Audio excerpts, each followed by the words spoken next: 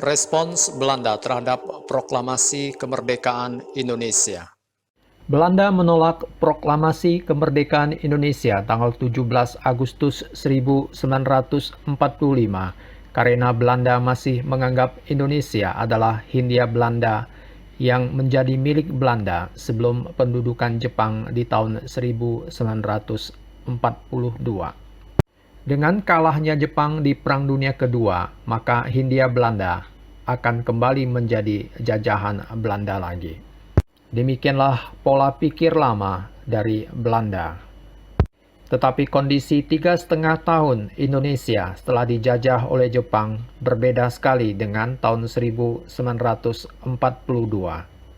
Semangat untuk mempertahankan kemerdekaan Indonesia yang sudah diproklamasikan luar biasa dari bangsa Indonesia.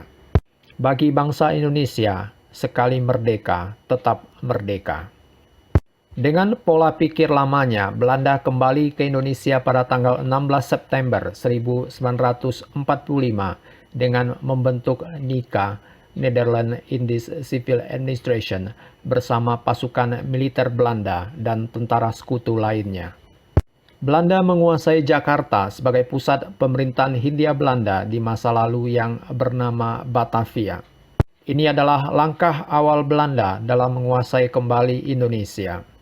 Belanda membawa pasukan militer dalam jumlah yang besar karena di Belanda sendiri diberlakukan wajib militer untuk kembali menguasai Indonesia. Belanda juga menambah kekuatan dengan membebaskan mantan tentara Kenil dan KL dari penjara pendudukan Jepang dan dipersenjatai lagi untuk melawan Indonesia. Belanda juga mendirikan negara-negara boneka untuk memecah belah Indonesia. Belanda terpaksa melakukan perundingan dengan Indonesia melalui perjanjian Linggarjati tanggal 15 November tahun 1946 karena perlawanan Indonesia dan kecaman dunia internasional. Belanda sendiri yang melanggar perjanjian Linggarjati di kemudian hari dengan melakukan agresi militer pertama pada tanggal 21 Juli tahun 1947. Tujuan agresi militer pertama ini adalah untuk menghancurkan kekuatan Indonesia agar tidak sempat diakui oleh banyak negara lain dengan menguasai pusat ekonomi dan lokasi strategis seperti pertambangan, perkebunan, kota pelabuhan, dan pabrik di wilayah Sumatera Timur, Jawa Tengah, dan Jawa Timur. Usaha Belanda masih belum cukup untuk menghancurkan Indonesia, sehingga Belanda terpaksa melakukan perjanjian Renville atas desakan PBB dan dunia internasional, lalu ditengahi oleh Amerika Serikat, maka ditandatanganilah perjanjian Renville di atas kapal perang Amerika. Ternyata Belanda kembali melanggar perjanjian Renville dengan melakukan agresi militer Belanda kedua dengan menyerang ibu kota Indonesia di Yogyakarta pada tanggal 19 Desember tahun 1948. Tujuannya adalah untuk melenyapkan Indonesia dengan menahan atau membunuh Presiden Soekarno dan semua anggota pemerintahan Indonesia lainnya. Akhirnya Yogyakarta dapat dikuasai Belanda dan Presiden Soekarno beserta anggota pemerintahan lainnya ditawan dan diasingkan oleh Belanda. Belanda ingin menunjukkan ke dunia internasional bahwa Indonesia sudah tidak ada lagi. Tetapi pada kenyataannya Indonesia masih ada kekuatan yang besar dengan keberhasilannya menguasai kembali Yogyakarta selama 6 jam dalam serangan umum 1 Maret 1949. Demikian pula dengan pasukan gerilya pimpinan Panglima Besar Jenderal Sudirman masih menjadi kekuatan besar di seluruh negeri dalam mempertahankan kemerdekaan Indonesia.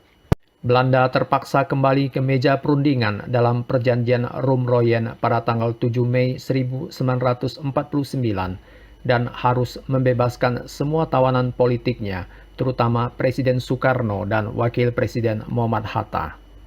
Belanda ditekan oleh dunia internasional dan PBB untuk melakukan konferensi meja bundar pada tanggal 23 Agustus tahun 1949 yang diikuti dengan pengakuan kedaulatan Indonesia pada tanggal 27 Desember tahun 1949 dalam bentuk Uni Indonesia Belanda. Indonesia membubarkan Uni Indonesia Belanda pada tahun 1954 menjadi negara yang bebas dari pengaruh Belanda. Hal ini dilakukan oleh Indonesia karena Belanda mengingkari hasil perjanjian KMB tentang Papua Barat yang belum juga dikembalikan ke Indonesia. Butuh waktu yang sangat lama bagi kerajaan Belanda untuk mengakui hari kemerdekaan Indonesia adalah 17 Agustus 1945. Bagi Belanda, Indonesia baru ada sejak pengakuan kedaulatan tanggal 27 Desember tahun 1949. Ratu Beatrix, Ratu Kerajaan Belanda, hendak menghadiri Hari Ulang Tahun Republik Indonesia ke-50 pada tanggal 17 Agustus tahun 1995. Tapi ditentang oleh Perdana Menteri Wim Kok dan akhirnya dibatalkan. Karena di Belanda ada perpecahan pendapat tentang pengakuan proklamasi ini, terutama di kalangan veteran Perang Belanda. Ratu Beatrix yang sudah terlanjur berangkat dari Belanda ke Indonesia singgah di Singapura beberapa hari. Baru setelah lewat tanggal 17 Agustus, baru Ratu Beatrix ke Indonesia dengan tujuan lain. Hal ini Ratu Beatrix lakukan untuk mengurangi perpecahan di negerinya sendiri tentang pengakuan kemerdekaan Indonesia. Akhirnya, Menteri Luar Negeri Belanda, Bernard Rudolf Bot, menghadiri Hari Ulang Tahun Republik Indonesia ke-60 pada tanggal 17 Agustus tahun 2005. Butuh 60 tahun sejak 1945 bagi kerajaan Belanda secara politik dan moral mengakui kemerdekaan Indonesia pada tanggal 17 Agustus 1945. Indonesia dan Belanda sepakat hubungan kedua negara ini baiknya dimaknai dengan prinsip humanisme, bahwa seseorang dapat memahami sesama dan memaafkan pihak yang jahat.